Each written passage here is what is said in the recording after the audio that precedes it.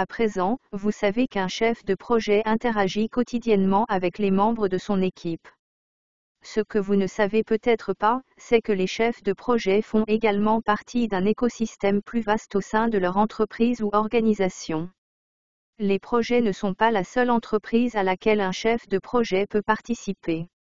Il existe également des programmes et des portefeuilles.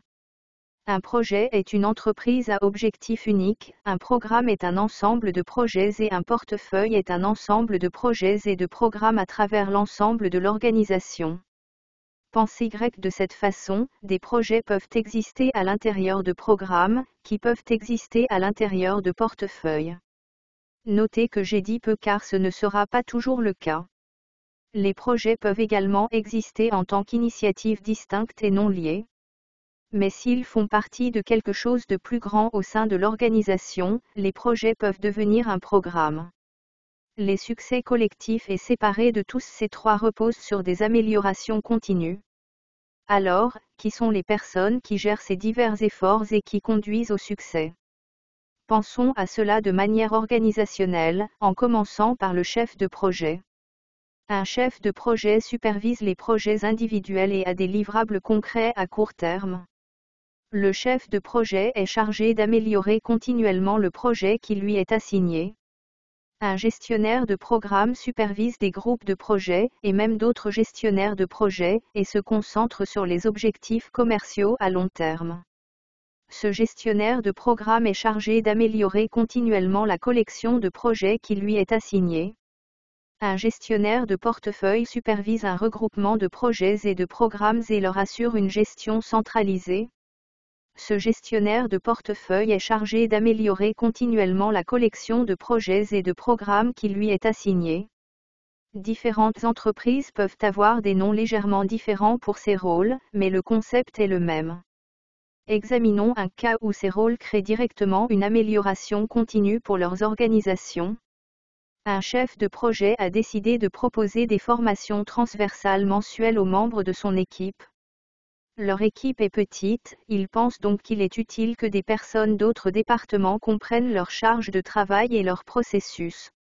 De cette façon, si quelqu'un est absent du bureau, il y aura toujours une couverture. Après quelques mois de ces formations, le chef de projet se rend compte qu'il améliore non seulement les processus de communication, mais qu'il agisse comme des bâtisseurs d'équipe par inadvertance. Grâce aux formations, les employés ont la possibilité d'interagir et de mieux se connaître. Le chef de projet transmet ces informations à son responsable de programme, et le responsable de programme adore cette information inattendue. Désormais, le responsable du programme peut établir ses formateurs dans tous les projets qu'il gère, ce qui permet d'apporter ces améliorations continues à l'ensemble du programme, plutôt qu'à l'ensemble du projet. Alors, à quoi ressembleraient exactement les projets, programmes et portefeuilles chez Office Green? Lancer et exécuter le service Plan Pels est un projet. C'est à court terme et temporaire. Une fois qu'un service est lancé avec succès, le projet se termine. Pour maintenir le service indéfiniment, le projet doit devenir un programme. Le programme, qui gère le service Plan Pels, devient l'un des objectifs commerciaux à long terme d'Office Green, et l'entreprise travaillera à l'amélioration continue du programme. Désormais, Plan Pels, ainsi que d'autres projets et programmes d'Office Green, font partie du portefeuille de l'entreprise.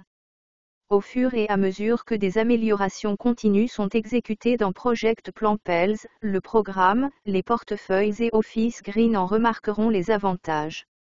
Par exemple, référons-nous à l'exemple des plantes surstockées de la vidéo précédente. Eh bien, en utilisant PDCA, planifier, vérifier, agir, vous remarquez une baisse des ventes de l'une des variétés de plantes. Vous décidez donc de réorganiser le site web afin que les espèces qui ne se vendent pas soient présentées en haut, offrant une petite remise. Ce changement est si réussi que vous finissez par en faire une bonne pratique. Désormais, les variétés de plantes peu performantes et surstockées seront présentées en haut du site. Il s'agit en fait d'un nouveau processus. L'exécuter encore et encore entraînera des améliorations continues.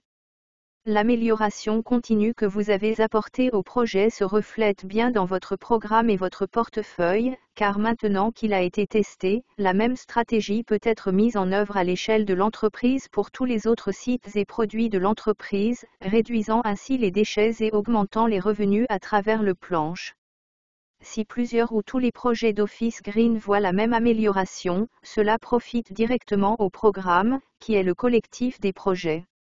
Si la même stratégie est appliquée au programme d'Office Green, le portefeuille en bénéficiera directement en ayant des indicateurs de rentabilité plus solides.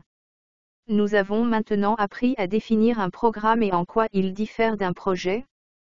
Nous avons également discuté de l'impact d'un projet qui pourrait déboucher sur un programme. Et nous avons appris comment un projet peut se transformer en programmes ou en portefeuille. Maintenant que vous en savez plus sur la façon dont ces trois concepts fonctionnent ensemble, passons à la vidéo suivante.